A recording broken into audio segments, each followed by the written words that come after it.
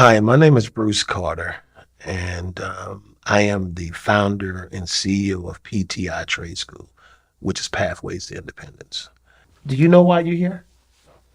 You don't know. And who is that lady to you? Mama, Who? Mama Your mama and your mama. Okay. And what's your name? Jackson. How old are you, Jackson? Speak up, baby. How old are you? 7. 7. Talk to me like you was talking to me about the Dolphins with that energy. You're 7. And what's your name? Chloe, All right, Chloe. How old are you? 12. 12. Do you play sports, Chloe? What do you play? Basketball or softball? Okay. What do you? Basketball. Basketball? But you're gonna be a football player. You don't even play football yet. How that's gonna work? You gotta start playing football at some point if you're gonna be a football player. My mommy won't love me. Oh, well, you're gonna have to be a basketball player. So I play football. You did. You know how to Google? You can even Google me. I was pretty good. But Which team did you play for? college, I was a 2-time All American college player. I just chased the pros. They didn't really want me. Who did you play for? I played in Iowa, in Iowa Wesleyan. You can look at it later. I promise. Ohio? Iowa, like the corn, IOWA. All right. So, do you know why you're here? Mm-mm. All right. So I flew in this morning to talk to your mom, and during the conversation of talking to your mom, we were talking about some serious stuff, and I said, "Have you talked to your children?" She says, "No, I don't really know how to talk to them." So I said, "Let me talk to them, help you talk to them." So, do you, Jackson? Do you know what the word consequence means? Okay, I'm gonna help you. Do you, Chloe? What do you think consequence means? Okay, no worries. So consequence means if you do something, then something will happen because you did something. So, good example.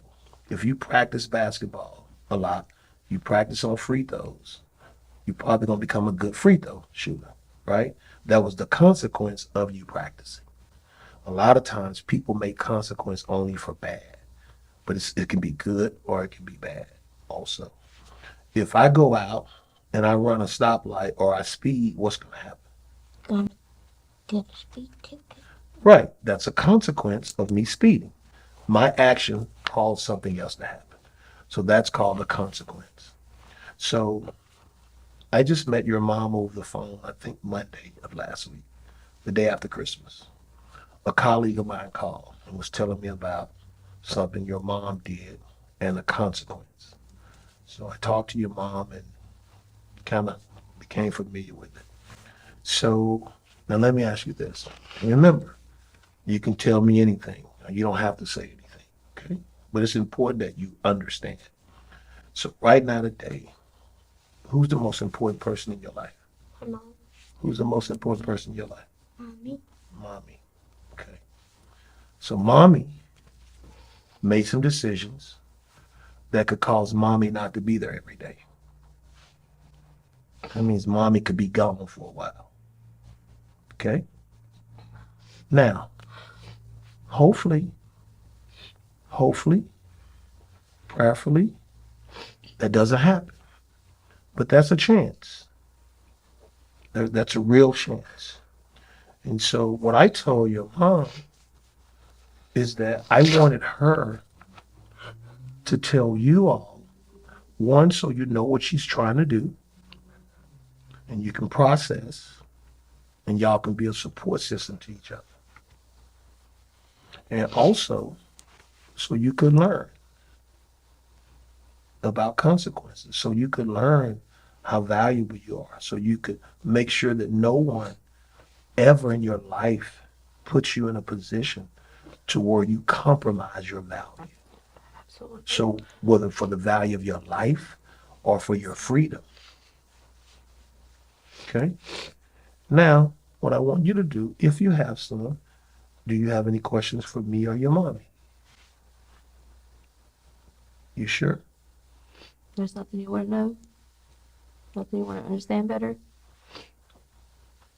You sure? And let me tell you why. So when you ask questions, you don't have to guess or think. Because see, sometimes when you guess or think, you put more on yourself than that needs to be on you.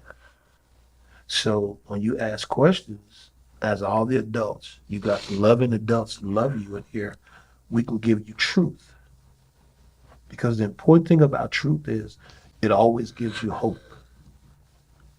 And, you know, your mommy, she's struggling with how to deal with it. But I believe we're going to be in a good situation. But there's a lot of work to do. There's a lot of praying to do. There's a lot of hope that people understand what we're saying. There's a hope that people see you as valuable. There's a hope that people understand the importance of your mom in your life, even though she's made some bad, dumb decisions. But it doesn't make her not a valuable mom. It doesn't take away from her as a person. Because guess what?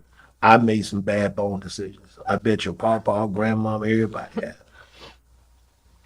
But unfortunately, this is what happens. And so, like I said, we got a lot of work to do. But I wanted you all to know before I got on the plane and we started talking, because I didn't want anyone, no one to have the ability to try to create a version of your mom. Because people will do that. It could be people at your school, it could be people in your community, because people have the ability to really judge hard. And they just ain't got caught in some of their mess. So they know it all. And I didn't want you to have to go through none of that. But we're going to fight, and we're going to see what happens. Because here's what I see. I see your mom having this golden opportunity to help a lot of girls to not make the decision she made. She didn't hurt anyone. And then most of all, Jackson, I want you to learn this word like this. There's this word called love. You hear people say all the time, oh, I love you. Oh, I love you. I want you to get this. You should be able to tell people that they love you by their actions. Always tell people, you don't have to tell me you love me. I just watch what you do. I can tell you if you love me. That's when love really has a meaning. When you can say, oh, they love me. Oh, they love me. Because people use the word so easy that it really has lost its meaning. See, you love your mom, right? Chloe, you love your mom. And I had this conversation with your mom. I said, you get to show your children how much you love them. Not by stuff, but by what the things you do. And so we're trying to teach other people how to love the people they say they love, and more so themselves. Because here's the hard part about life. Until you love yourself, it is hard to love somebody else. And I told her, I love me so much. I love me some me. Tell you how much I love me? It's places I don't go. It's people I don't deal with because I love me. It's people I don't date because I love me. And I want your mom to get to that point where whatever happened an hour ago, it's over with. You can't allow that to be your next minute in life. And so you all know there will be things in life that don't make sense. They shouldn't happen to you. But it's not what happens, it's how you respond to it and how you let it deal with you. It's going to always determine the outcome of it. Your mom has a bad situation. We're trying to take a bad situation and make it better. Does that make sense? So if nothing else, people need to know how valuable your mom is to you. Because that's your mom. And we've had enough conversation to where your mom is emphatic that she would do any and everything for her children. And not every mom will do that. So that's all I want to do was kind of help you all get through that. And are you sure you don't have any questions, Jackson? You got it? Lloyd? You don't have no questions? You got it? Okay. I know that your grandparents are here. They're on the wall there, and you know this wasn't set up for you all, but you're here. Um, you know, I'm gonna get out here and I'm gonna fight. I'm gonna tell this story, and I'm gonna try to get everybody who listen to listen. Um, you, you're welcome to come over here if it's something you want to tell this country. But at the end of the day, here's what I know. We all, as I told the babies, somewhere in our life has made bonehead decisions and just didn't get caught, or the consequence wasn't so severe. And so the very people that will hear this, they've done it also. But we're a land of laws. We got to see how we make the law work for the greater good of our society, because it's our society. And these are all children and people that play a role in our society. And so that's why I'm here. Okay. All right, Mom, you got anything else you want to add? Anything else you want to say to your children? I love y'all, and I'm sorry. And we're gonna get through it. And I love y'all. My love is not gonna change ever. No matter if I'm here or there, I love you. I know this is my first time meeting you. I talked with you on the phone a couple of times. Mhm. And so what I want to do is I want to be able to just have a conversation, ask you some questions so I can better understand. And hopefully we get America to understand some of the issues we have, that if we address some of these issues, we can potentially deter other issues. That's what my goal and my mission is. All right. First of all, what's your name? Kayla Sparks. Kayla Sparks. Yes, Okay. ma'am. So Kayla, how old are you? 32. 32. Do you have children? I do. I have 3 children. Okay. Cameron is 14, Chloe is 12, and my baby Jackson is 7. So that's 2 boys and a girl. 2 boys and a girl. Okay. Do they live with you? They do. My oldest actually moved in with his dad this year. Okay. He's trying that out. He's got a new school. He's liking it there. So we've always went kind of back and forth 50-50. But the other 2 do live with me, Okay. my daughter and my youngest. Do they have this? So they don't. Do they have the same fathers? No, they have 3 different fathers. 3 different fathers. Okay. So you have 2 that lives with you. hmm Did you grow up with your parents? Not my biological parents. So you didn't live with your biological No, parents? I did not. Okay. You know, I talked a little bit about abandonment Mm. before we started this conversation. And you struggled with using the word abandonment when I talked about your parents. Right. And then we kind of talked about the definition and how we suppress things. In my world, if you have a child and you surrender, you don't take care of, you neglect, you abandon them. Right. And so sometimes we don't like to deal with hard truths. And what it does is it causes us to supplant them in the back of our minds, or, you know, we think we are okay, but we're not. Right. And later we're going to talk about environmental trauma and how environmental trauma starts to shape us. Mhm. And we don't know why we do certain things, Right. but it's because of the trauma. We're going to use words like low self-esteem, value, and how we see ourselves. Right. And I'm doing that so maybe it helps you, maybe it helps some other people, Yes. more importantly. And for the audience and the people that we're going to talk to across the country, they don't know Kayla Sparks. Right. Today, they don't even know what Sparks to save abandoned and foster girls is. But hopefully in a few minutes they understand why we're here. They understand the importance of why we're here. Right. I know when we first met earlier, I talked to you about your children and did they know what was going on with their mom? And you told me. They do not. And because you say you're open with your children, why haven't you told them? I don't know. I guess I just didn't know where to start, how to even begin that conversation. And I feel like I know they're emotional and they're very attached to me, and I feel like I kind of let them down. So it's just a really hard conversation to even begin. So right now, today, at this moment, without any intervention, you're facing how much jail time?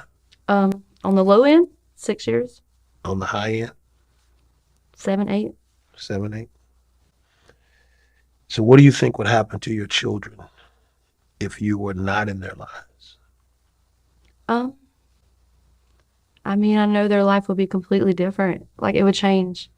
I got some pretty good people in my corner. I know they would be taken care of, but mentally, I mean, it's So going let to me ask affect you them this.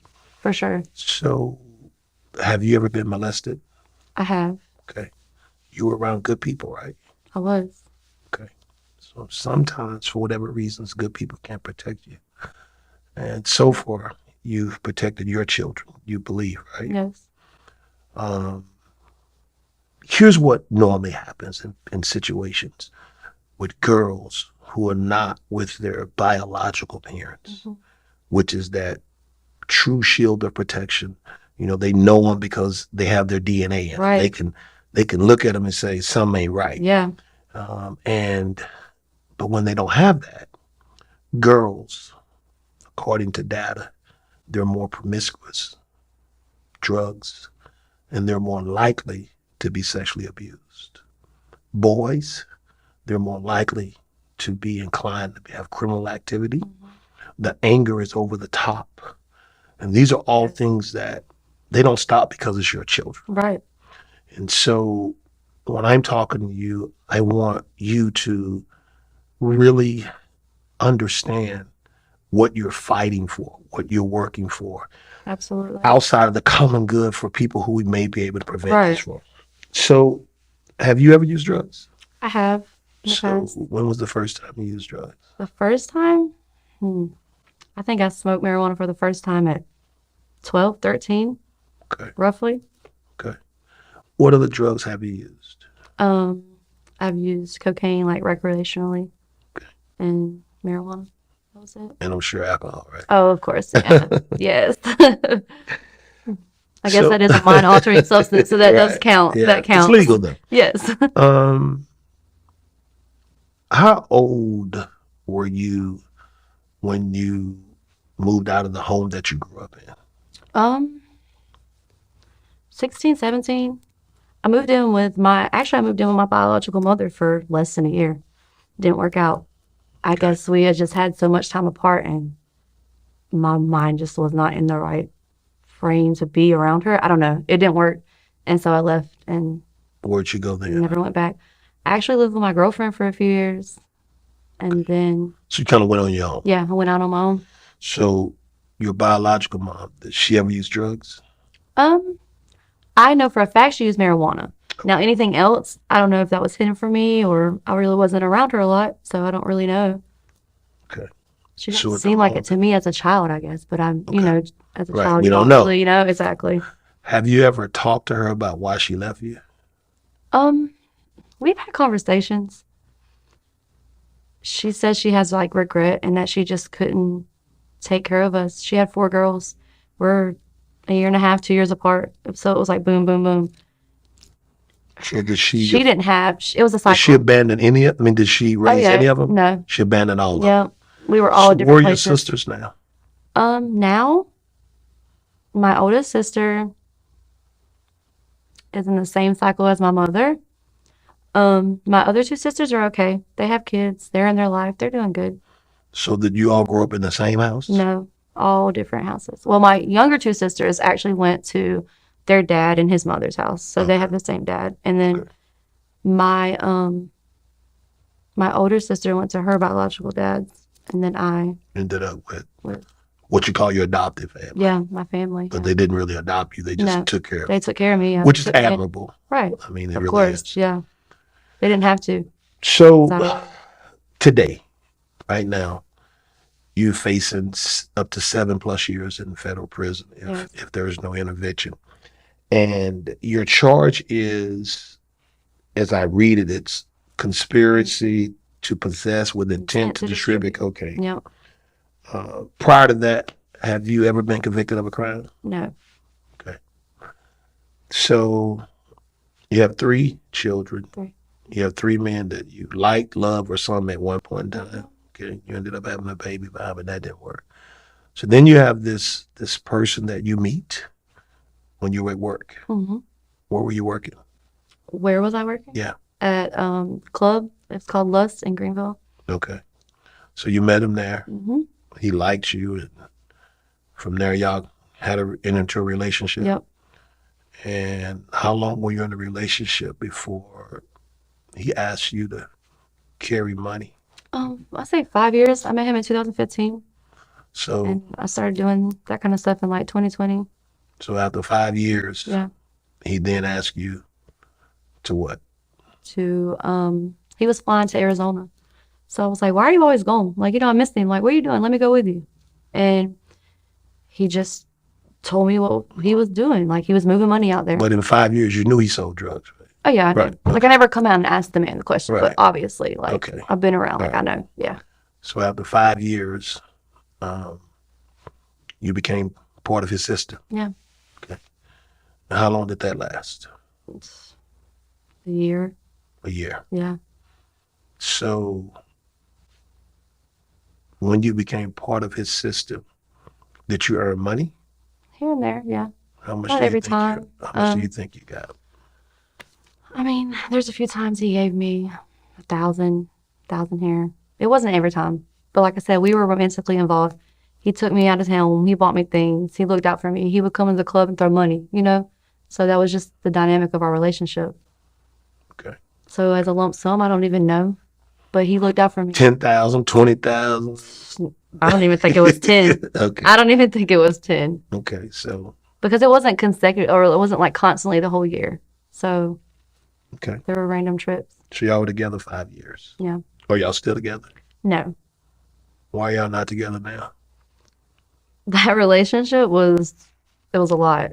So I just eventually just cut it off. I kind of like distanced myself from him. So But I also got in a car wreck last year. okay. So I was out the club. I never went back. So I wasn't in that environment anymore. Right. So it was like a lot of our relationship depended on that environment, honestly. Okay. So y'all had broke up before you got arrested. Yes. How long had y'all been separated? Let's see, I got my wreck in May 2021. So prior to that, it was a few months. I mean, we had spoke here and there, and he would come in the club and see me still, but I hadn't done anything for him in months. And then in May, like I said, I got my wreck, and I was in the house for a year straight. Like, I didn't go anywhere, I didn't see anybody. Okay. So right now, today, what scares you the most? What scares me the most? Yeah, today, Being away from my children. and away from your children. Yeah. And this is a huge question. What we're talking about Yeah. is a Hail Mary. Do you know what a Hail Mary is? Yes, I do. Okay, it's a Hail Mary. Yep. There's laws. You broke the law. Yep. There's consequences for breaking the law. In this case, I think it would cost 40+ thousand to incarcerate you for a year. I think your children would struggle. I think some of the generational curses and things that happen, like you say, your oldest is in that one of the 3 will most likely fall into a trap. So what we're going to do, we're going to ask America, because this is a federal charge. Right. So we're going to ask America to give you a chance to take a bad situation, your bad choices, Yep. your bad behavior, and let's find the positive in it. Yes. And my question is, if you were not incarcerated, you were able to remain free, the commitment. I mean, can you commit to a life of educating young girls and, really becoming a servant for people to prevent? Right. Absolutely. Because I think that's the key. I've talked to you about your case. I've talked to you about your situation. Actually, a friend or a colleague called me about your situation. I think it was right after Christmas, less than a week ago, and here we are. So, because in the foster care system, young girls are abused all the time in the homes they live in, and that's why I talked earlier about environmental trauma extraction. Right. That if we don't extract trauma, the trauma can really lead to more serious complications and issues. And it's that trauma that our behavior sometimes is formed by. So the level of commitment I'm talking about is wherever there are young girls who are vulnerable. I'm talking about really vulnerable to situations, because we're all vulnerable to some things, but Right. really vulnerable because of the environment, Mm-hmm. which that's national. It's not just here in Right. South Carolina. So if Sparks to save abandoned girls and foster girls can get off the ground and they can work and they see value in it, you think you can go without drugs? Absolutely. You think you can continue to work the 9 to 5 and make minimal money and stay disciplined? Absolutely. And so some of the hardest parts is, you have people that give breaks, Mhm. right? God blesses them. You don't get Yeah. what you deserve, the Right. mercy is showed, and they blow it, Yep. right? I understand. And remember, I wouldn't be asking that they let you be scot-free. No, of I'm course. talking Yeah. about some home confinement until you're doing this or Right. you at work, 1,000,000 hours of community service, Right. whatever it is, right? But I'm saying something so the impact. And Makes a difference. yes, but it makes you better. Absolutely. So the decisions you made, they don't have to be what people like to say, the death of you, Mm-hmm. but they were the awakening of you. Wow. So I know your children don't know yet, No. and they're coming up, and here in the next segment of minutes, we're going to have this conversation. Mm-hmm. And what do you think the youngest one's going to say? Say? Or, yes, say or fear. What do you think? Scared and sad. Because that's the girl. No, he's the baby. He's the baby boy. He's my baby. So he's the mama's boy. He's my baby. Okay. So what do you think the 12-year-old's going to say? So Jackson is 7. He's 7. Chloe is 12. is 12. Yes. Scared as well. She's gonna freak out. She goes to her dad's for 2 days at a time, and that's her choice because she does not want to be away from me. Like, he's in her life, he's active, but she is beside me constantly. Okay. So I'm So- just so scared for them. Okay. So, and the reason why is this. Unfortunately, we've talked briefly, but I think I told you I just completed a 7-year journey Yep. across this country, total of 2,100 plus nights, to better understand this country. That means, I grew up in a space where you go to work, I work everybody, I serve everybody because I don't depend on the government, nobody for nothing. Right. Something happened inside of me in 2016 to where I wanted to better understand. I wanted to help. Why do we still have senseless violence? Why do we have homelessness? Why do we have crime the way Why? we have? Yeah. Like the why, the why, the Yep. why. I understand that. And I didn't want to trust other people's data because I thought that if they really cared, we would have already fixed it. Mm. So I went on this journey with no plans of how I was going to go. Right. And during part of the journey, I became very patriotic. Wasn't patriotic, didn't care. And I started to love this country because I understood better. Mm. So all the stuff that people talk to me about race, they can throw it in the trash can. Because I've seen people of various skin colors come to my aid, be available. Right. You know, strangers meet me. Hey, you can come stay at my house. Right. And it didn't matter. But what I realized is that people who have commonalities, they have like-mindedness, then they can go places together. And so I just wanted to be a person to change the course of America and not allow people and institutions to play the role in division. Right. And I told you, there's going to be some people that's going to see this and say, oh, she's a white girl. They just giving her a pass. Right. 2 of your children are by black men. Correct. And I just want that to be a part of the record. Right. So that's not the case. When you look for progress, because that's what we're talking about, progress. Yes. Progress has to be about doing something different in order to get a better outcome. Yes.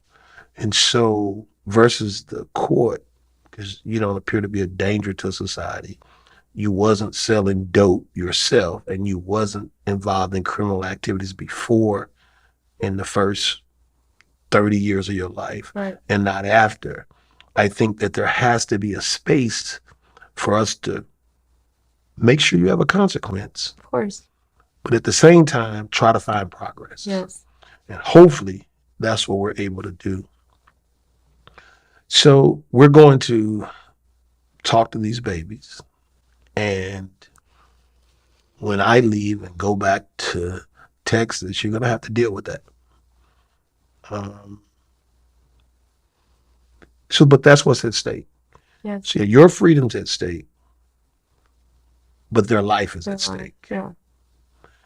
And I think that if you can really gravitate and understand that, I don't know if you do or don't, but I do. 7 years, 2 years, 3 years, 4 years, 5 years, 6, 7 years in the world that we live in with social media, phones, that's like a lifetime. It's a lifetime. I was about to say that. Because things change so fast.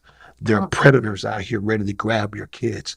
When you're in cities where there's little value on life, 12-year-olds are dying in Atlanta and DC and all over the country on a regular basis. So you don't have the liberty of believing that my child is okay. And that's the part that as Americans, we need to be conscious of. Yes. And we're not. We become so normal in situations. Yes, hopefully, if we can teach enough young women, then we can slow down the drug trade. Right. Because they don't have the mules. Because apparently, not many of the males that sell dope want to have themselves on Front Street. Right. So they put the most vulnerable on Front Street. Hopefully, we can make someone look at a situation and say, you know what?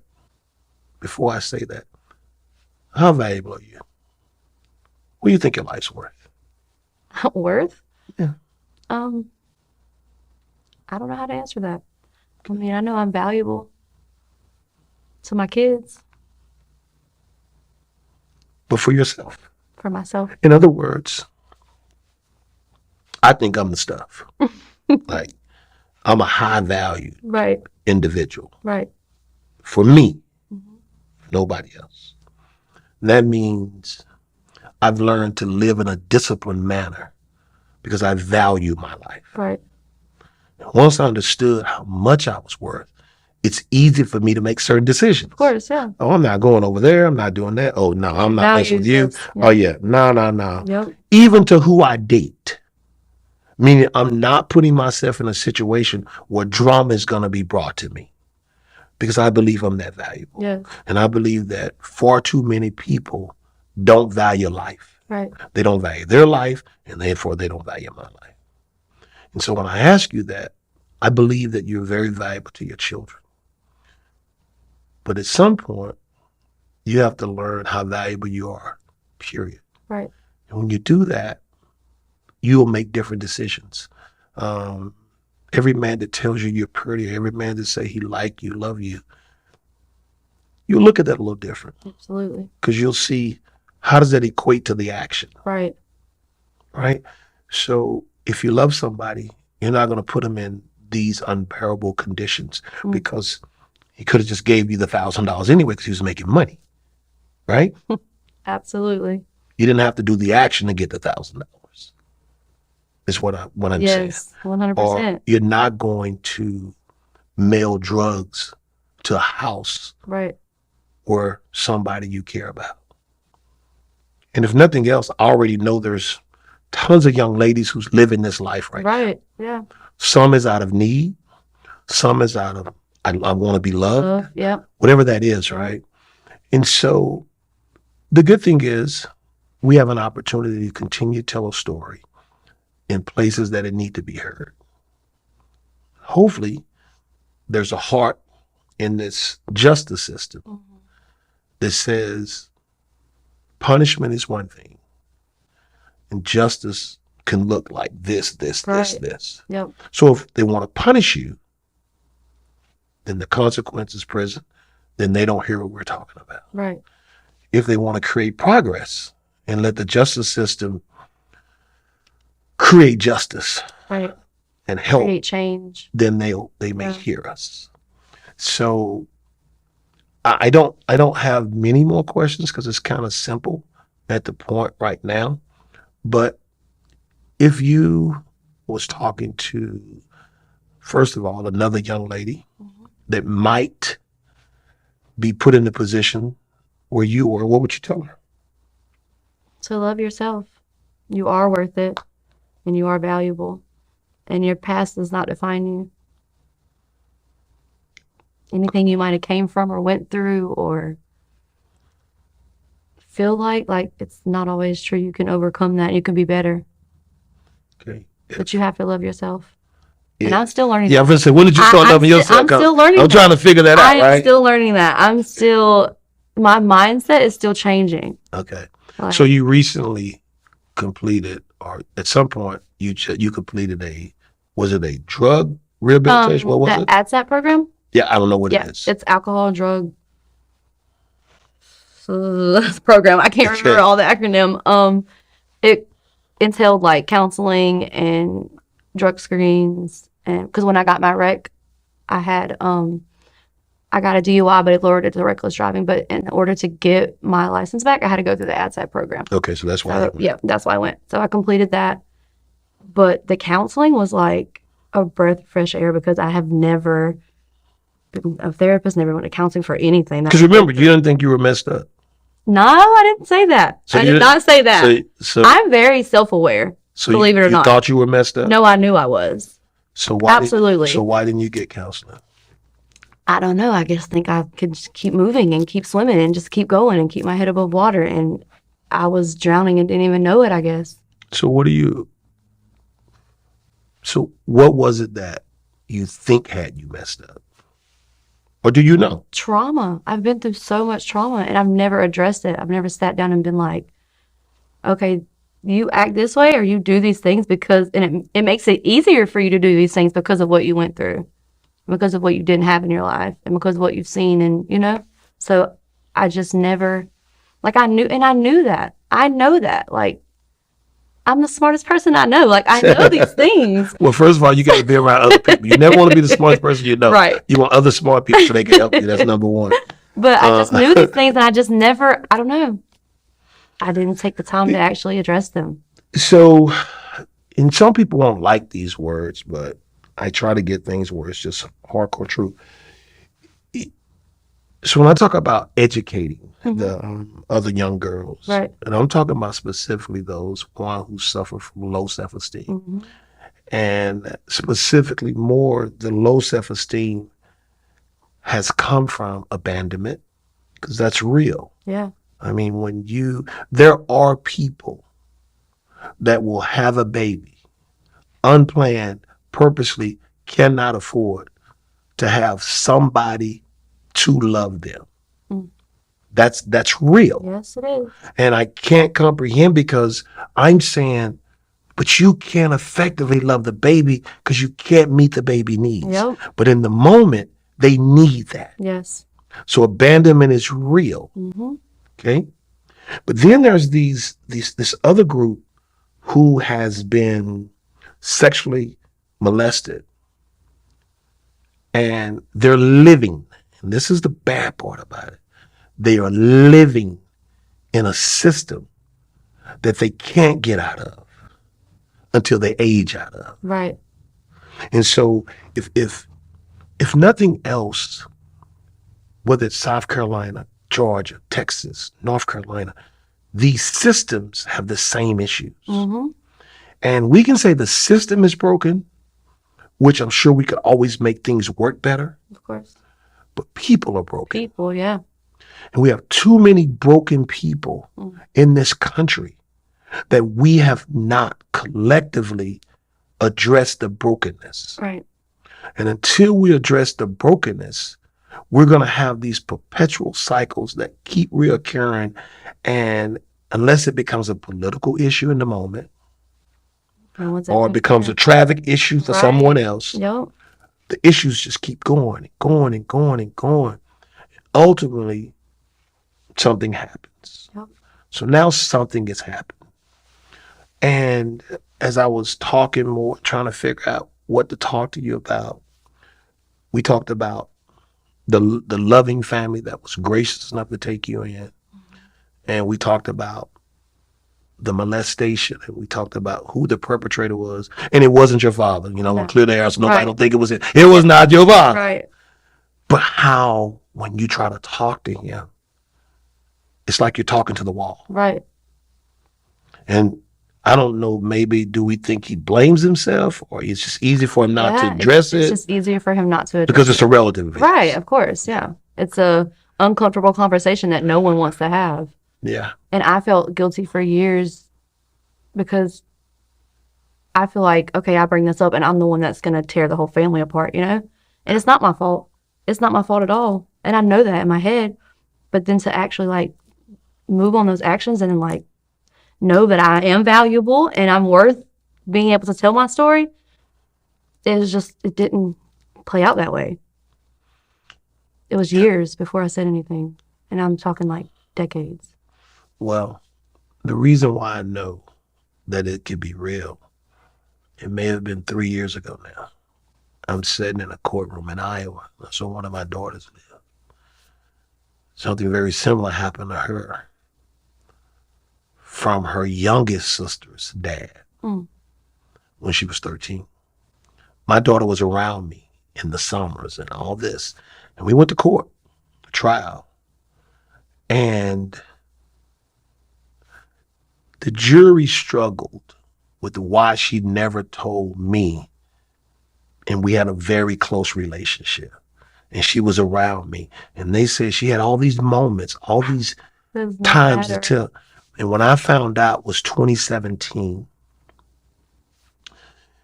the young man she was dating came with her to my grandmother's funeral, her great grandmother's funeral. She had told him. Okay. And he told me.